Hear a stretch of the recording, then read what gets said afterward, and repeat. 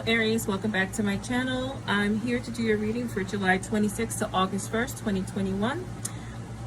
Trying different angles here to see what works best for my channel. If you have any suggestions, especially for those who watch me all the time, please let me know which works best. Do you like the overhead or does this angle suit you as well?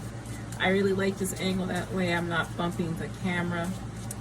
So let's just jump right into it. Please like, share, and subscribe. Also hit the notification button. And now that we have that out the way, I will be using my Oracle card deck. This is a deck that I created for your overarching messages. I will be using the Dark Mirror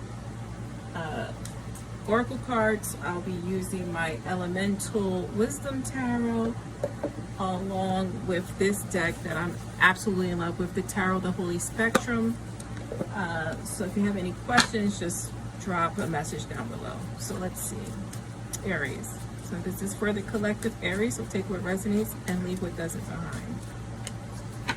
You have success and you have ritual. Very interesting. So with these two cards, you have success coming to you, but it's with hard work. It's hard work that you pull in, ritualistic work. You've kind of formed some good habits and they're starting to pay off for you. When I see this card also, it's a reminder to take care of your spiritual self during this time because you are putting in a lot of hard work. So make sure you feed your energy. 6 cards on the table. I do subconscious, right? What's happening now? And I do outcome slash advice from spirit, and then I will clarify again.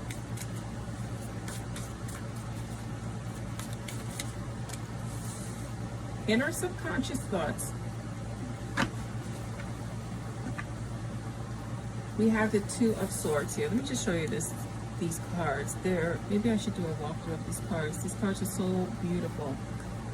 They're breathtaking.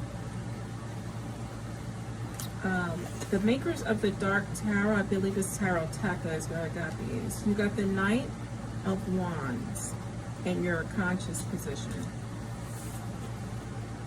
You have the Nine of Cups in your outcome position. Very, very good energy. This is the hard work we were discussing here. You have the Eight of Swords supporting that Two of Swords or clarifying that Two of Swords. You have the Moon card clarifying that Knight of Wands. And then you have the Nine of Wands clarifying the Nine of Cups. So double nines. A couple of angel numbers, and then you have the Nine of Swords, so triple nines here. So a lot of destiny at play. When we talk about triple nines, right, in terms of angel numbers, we're talking about sorry, here I lost my, you're talking about you've reached the end of a cycle. It is now time for you to move on to something new. This is the success we're talking about, the ritualistic. Now you're starting to reap the benefits of all the hard work done. This is a personal journey for you. I'm using these dark cards because I want to get into our own thoughts, right? Thoughts that help us towards our goals. You know, sometimes they can be dark in nature, and this is why I'm going to do the Dark Mirror Tarot at the end, because these are things we need to look at for our personal growth. So this is looking over the evolution of our soul's journey. So you have been on some type of journey here. It could be spiritual, it could be in terms of relationship is present here, but it's just overcoming your demons. In your subconscious mind, you have the Two of Swords. The Two of Swords is time to make a decision or a change, right? And you understand that for you to move forward, something has to give at this time. That is represented by the Eight of Swords, right? Or supported by the Eight of Swords. And that tells us this is self-imposed imprisonment and restrictions. The reason why you haven't been able to move forward is because of you. It's because you've isolated yourself from other people, or you've isolated yourself from growing, because sometimes it's easier to stay in the pain. Pain becomes so familiar, that it becomes a friend. It's very odd, but you know, that's happened to me, when you just get stuck in the motions of just doing what you've been doing and living in the pain and living in stasis or being stuck. Here we have the Knight of Wands in our conscious position. So I think this represents you. I don't think this represents a relationship. I think this represents you finally coming out, right?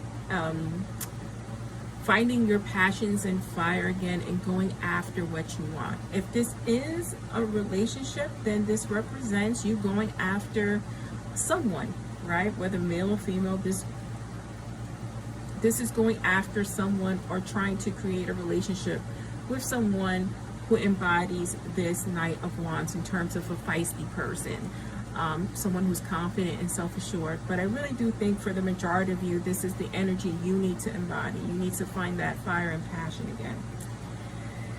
This is supported or clarified by the Moon card. Now, when we talk about the Moon card, we talk about things that are hidden from sight. It's also trusting in your own instinct that things are going to turn out okay, that you don't need to know everything. Just take a step back and take a breather. Focus on your spiritual self and trust that the energies are in your favor. At the bottom of the deck, we do have the Nine of Swords, so we understand that you've been trapped in this anxiety state again for so long. It becomes a friend. It becomes the normal for you. And seeking to get out of it is abnormal, which may cause more anxiety and stress, but you need to push through that, because at the end of it is the Nine of Cups. So if this is in terms of a relationship that you're going after, that you're putting your energy into, it's going to be okay. It's wishes coming true. It's material abundances. It's actually a good health card as well.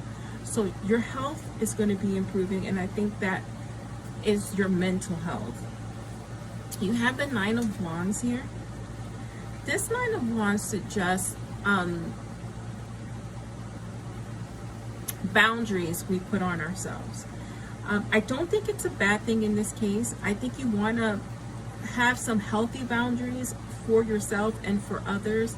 I think that if you start putting limitations on people, on the way they treat you, on the way they talk to you, I think it'll improve your self-awareness and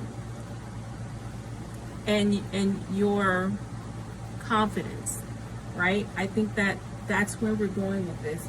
If you set boundaries of what people can and cannot say and the effect they have on your life, it's really going to improve you and how you feel about yourself. Let's clarify here. Wait till you see this deck. This deck is beautiful if you're unaware of it. So we have the Seven of Wands clarifying our subconscious position. You have the Tethered One, right? Clarifying your conscious on what's happening now. And then you also have the Seven here, the Chariot card, right? At the bottom of this deck, here's advice. Here's the Five of Swords. You know, the Five of Swords is very important because it discusses violence, abusive relationships. It's moving forward in your evolution away from that, right? Away from that drama, away from that abuse of what I was discussing earlier. With the Seven of Pentacles, right? Seven of Pentacles is just beginning to see the fruit blossom here.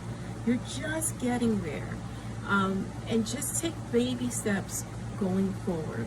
When we see the Tethered One is the Hangman in the traditional deck here, right? But I love this depiction because here it discusses what keeps us bound, what keeps us bound in our own energy of the normal, right? And this is asking you to take a different look at how you can get away from that tether, how you can form tethers that are healing and avoid those that, you know, are self-destructive. You also have the Chariot card here for the future, so there's going to be lots of positive changes coming your way. Embrace them. Embrace those little signs of change you see. We also have a double seven here, so now is the time to seek a deeper spiritual connection. Doing so will help you manifest now. And this is what I was talking about when I saw that ritual card. Now, the past couple of times I've been doing pick a cards here. I'm not going to do a pick a card for this one because I really want us to take a good look within. So we're going to be using our dark mirror oracle cards here. I use this deck for myself a lot. I really don't share this deck, but Spirit told me that, you know, maybe I should share it with everyone. Now look at this. This is also the trapped feelings, the things that keep us in a dark cycle. Envious gluttony. Now when we talk about gluttony, we talk about abusing. When we talk about envy, it's over admiring of someone, but admiring them to our own detriment, right? So envious gluttony is overfeeding ourselves on other people and how they maintain their life and what they do, instead of focusing on the person within. Again, the overall advice is to focus on the person within and take those strides moving forward. And that is for you, Aries. I'm Delilah Rose, and this is Delilah's Spiritual Spot.